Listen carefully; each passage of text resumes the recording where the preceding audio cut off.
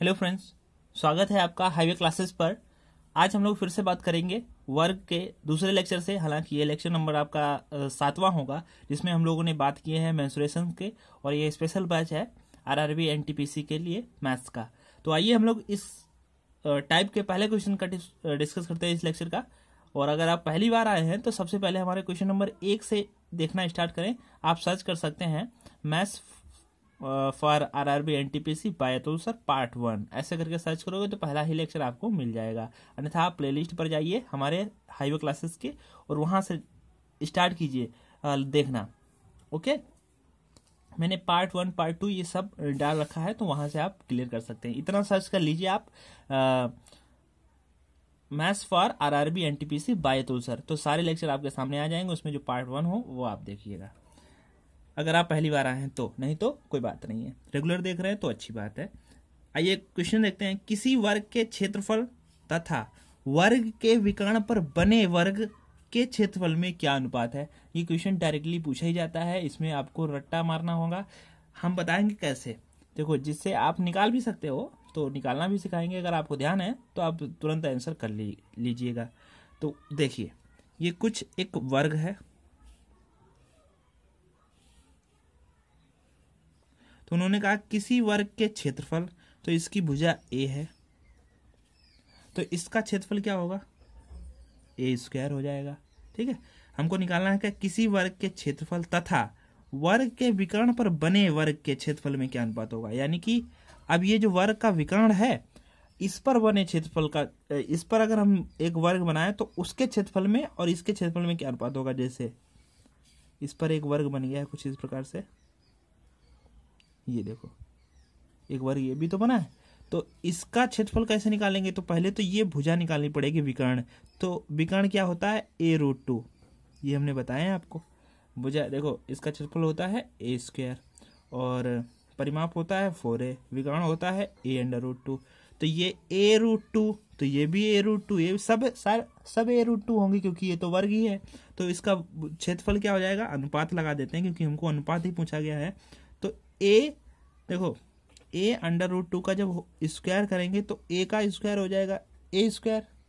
ठीक है, √2 का स्क्वायर हो जाएगा केवल 2, ये अंडर रूट हट जाएगा स्क्वायर से। ठीक है, क्योंकि √2 गुणे √2 2 होता है, √3 गुणे √3 3 होता है, √5 गुणे √5 5 होता है। तो हम यहाँ पर लिख देंगे a स्क्वायर इंटू में 2, तो a स्क्वायर कट गया, यहाँ बचा 1 अनुपात, यहाँ बचा 2, तो क्या अनुपात होता है, 1:2।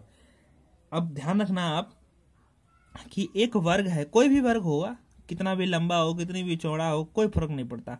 अगर एक वर्ग है और उसी वर्ग के विकर्ण पर एक और दूसरा वर्ग बनाओगे, तो इन दोनों के क्षेत्रफलों में जो अनुपात होगा वो हमेशा 1:2 रहेगा। चाहे तो कह दें कि एक वर्ग है जिसकी भुजा 10 सेंटीमीटर है, इसी वर्ग के विकर्ण पर एक दूसरा वर्ग बनाया गया, तो इन क्षेत्रफलों में क्या अनुपात होगा, तो 1:2 होगा। इसी वाले पर अगर बनाओगे तो, अगर दूसरा 12 है तो बात अलग की है, लेकिन अगर इसी पर बनाओगे तो वो 1:2 होगा। कितना भी बड़ा लंबा चौड़ा हो, तो क्षेत्रफलों में उसी के क्षेत्रफलों में अनुपात अगर पूछोगे विकर्ण के साथ, तो वो 1:2 रहेगा हमेशा। तो ये ध्यान रखने वाली बात है ना। तो चाहो तो निकाल सकते हो, इसमें कोई टाइम नहीं लगने वाला। इसका क्षेत्रफल होता है a√2 और विकर्ण बनाओगे, विकर्ण होता है a√2 का होल स्क्वायर, तो a स्क्वायर और अंडर a का स्क्वायर a स्क्वायर, √2 का 2 2 कट गया, 1:2 निकल आ गया। ध्यान नहीं है तब की बात बता रहे हैं। ठीक है, चलिए नेक्स्ट क्वेश्चन देखते हैं।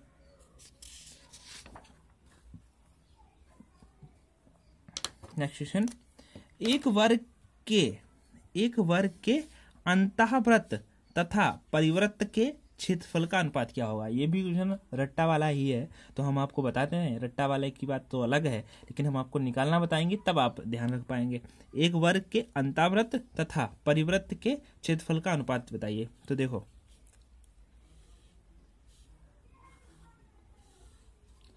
ये एक हमने बना लिया वर्ग और ये इसके अंदर बना दिया। सर ये अगर ये तो टच हो के जाएगा इधर से। ठीक है, ये इसके अंदर वृत्त है और ये इसके बाहर वृत्त है।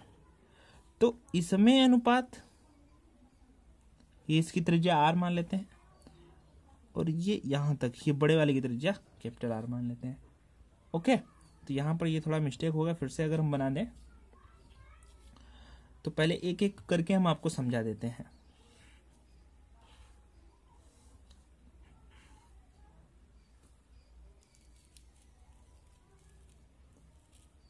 ठीक है, तो यहां से ये देखो, अब इसकी अंतःवृत्त की त्रिज्या क्या होगी, ये आर।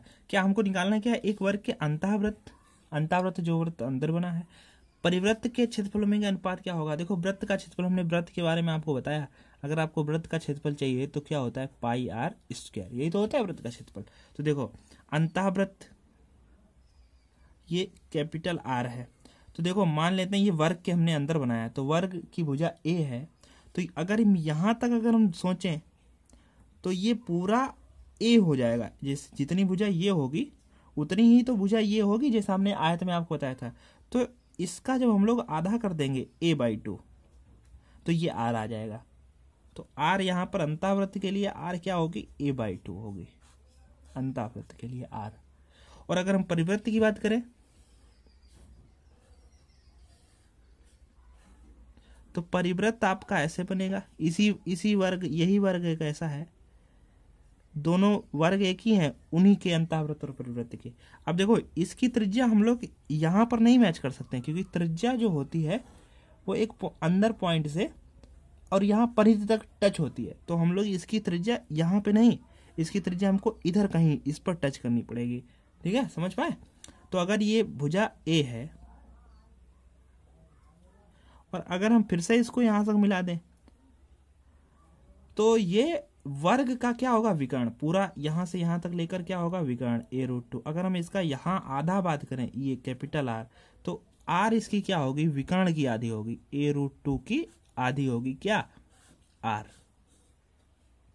समझते हैं, क्योंकि इसके परिवृत्त की त्रिज्या क्या होगी, जो विकर्ण है ना उसका हम लोगों को आधा करना पड़ेगा, इतनी सी बात आप समझ लीजिए।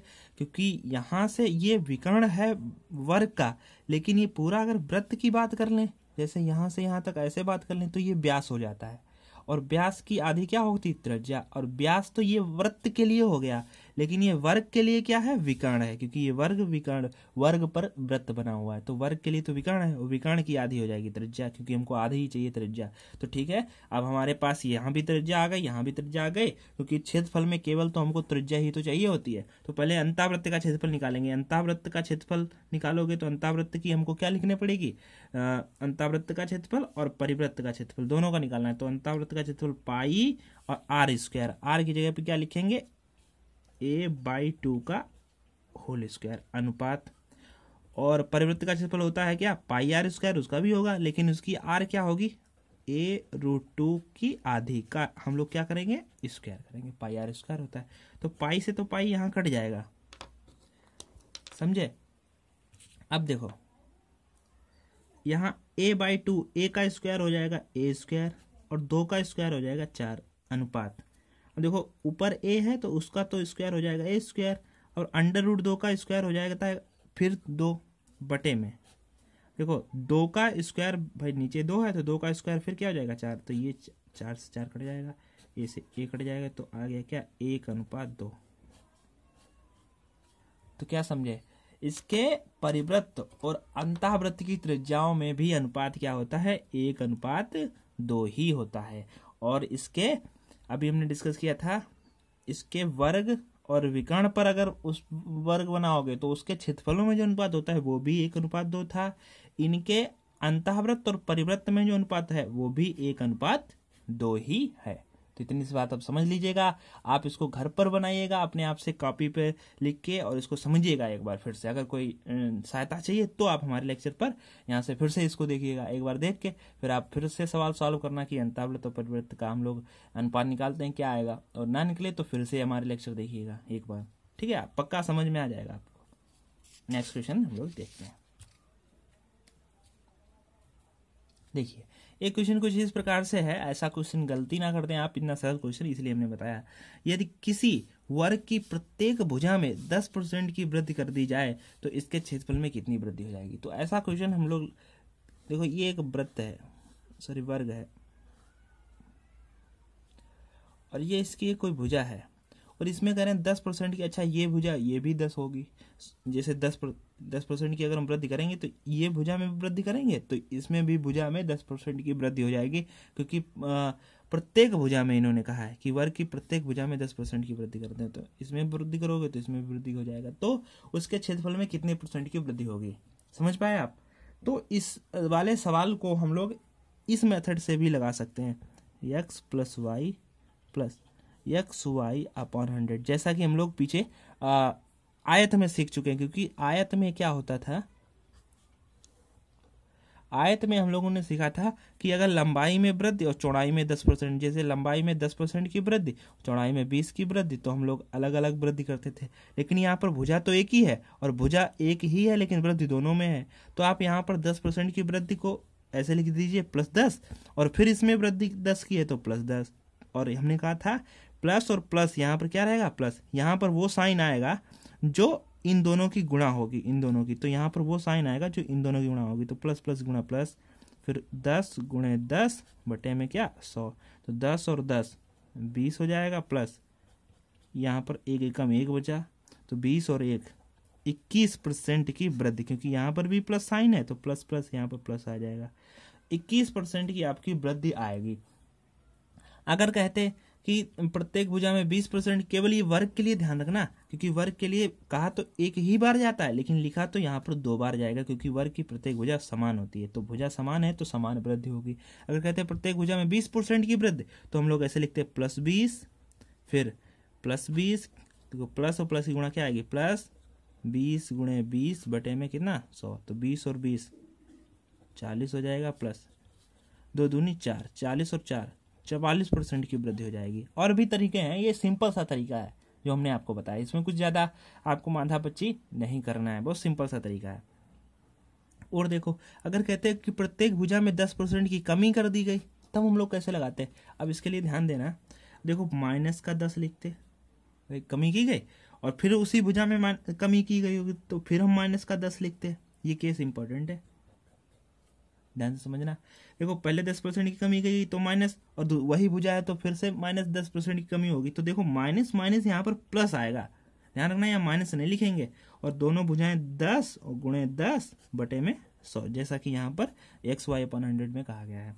तो देखो -10 और -10 -20 होंगे, ये चीज ध्यान रखना, क्योंकि माइनस माइनस जुड़ेगा लेकिन साइन माइनस का ही रहेगा, यहाँ पर गुणा नहीं हो रही है, जुड़ रही है, तो प्लस ये वाला जो साइन है 0 0 काट देते हैं, तो एक एकम एक, तो -20 और प्लस का 1, तो -19 होंगे, जाके 19% की कमी होगी। ये चीज आप ध्यान रख ले, बहुत इंपॉर्टेंट केस है। सेम इसी प्रकार यहाँ पर और हम कह सकते हैं, अगर हमारे 20% की कमी हो रही हो तब हम लोग क्या करेंगे, तो फिर से वही बात, तो -20 लेकिन माइनस माइनस क्या आएगा, प्लस 20 × 20 बटे में क्या 100, तो -20 -20 माइनस का 40 होगा, जुड़ेगा लेकिन साइन माइनस का ही रहेगा, प्लस यहाँ पर 0 0 काट दे, 2 दूनी 4, माइनस के 4 हैं, प्लस के 4 हैं, माइनस के 40 हैं, तो माइनस के 40 में से प्लस के 4 घटेंगे तो बचेगा -36%, तो कितने की कमी हो गई, 36% की कमी हो गई। इस तरीके से अब इतना ही सवाल आपसे पूछा जाएगा, अब इनसे रिलेटेड और कोई क्वेश्चन नहीं पूछा जा सकता है। ओके ठीक है, हम लोग नेक्स्ट क्वेश्चन देखते हैं।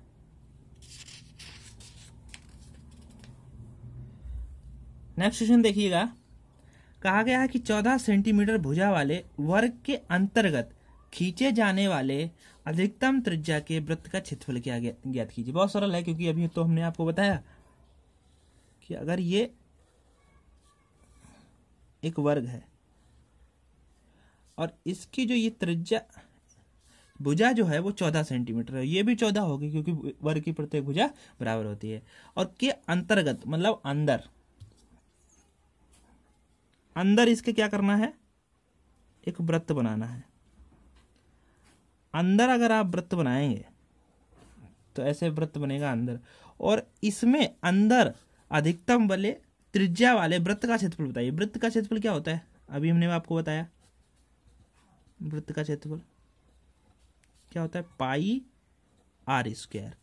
तो वृत्त का क्षेत्रफल चाहिए तो पाई का मान तो होता है 22/7, हमको चाहिए क्या होती है आर, त्रिज्या। तो देखो त्रिज्या कैसे निकलेगी, त्रिज्या, अब आप त्रिज्या को यहाँ नहीं टच कर सकते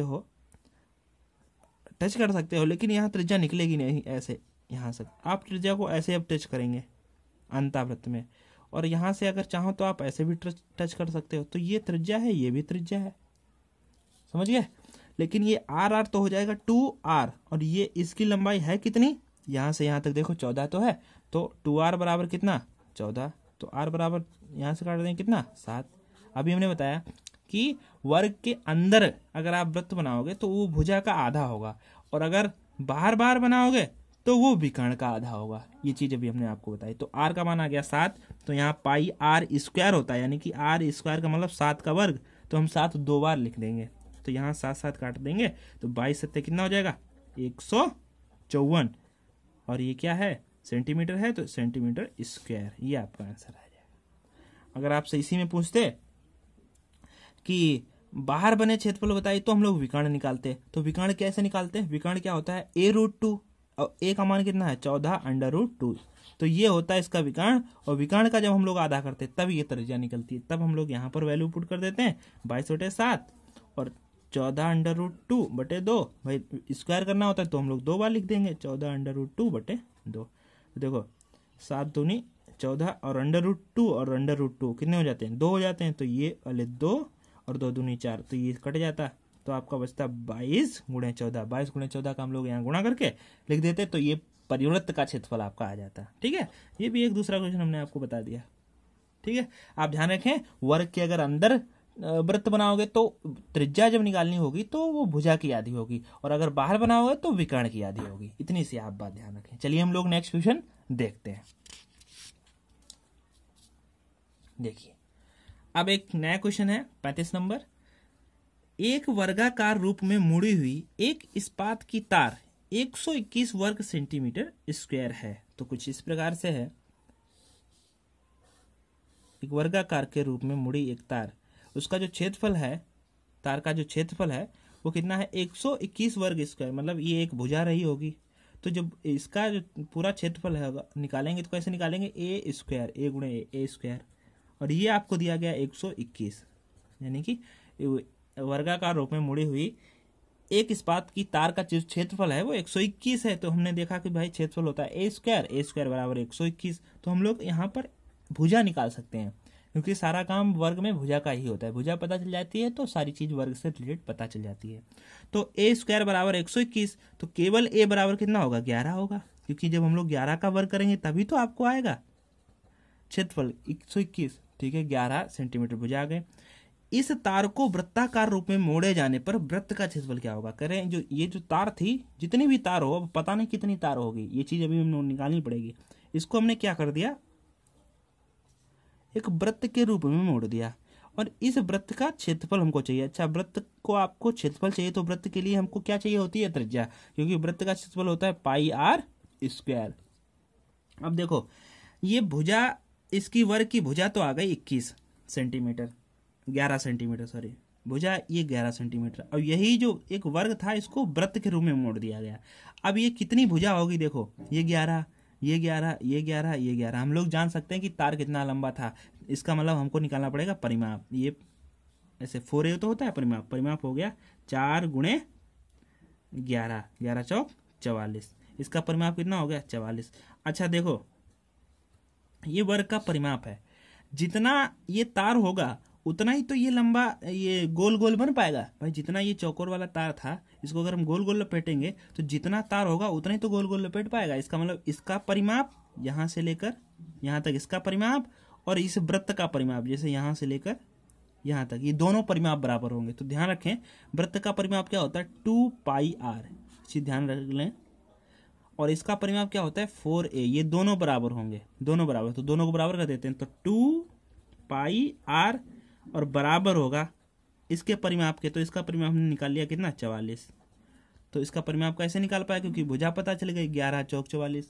तो देखो 2 पाई का मान होता है 22/7, भुजा ये आर हमको पता नहीं, तो बराबर 44। तो देखो 22 दूने 44, 2 से 2 काट दिया, और ये 7 जो है गुणा इधर होती है कैंची, आपको पता है।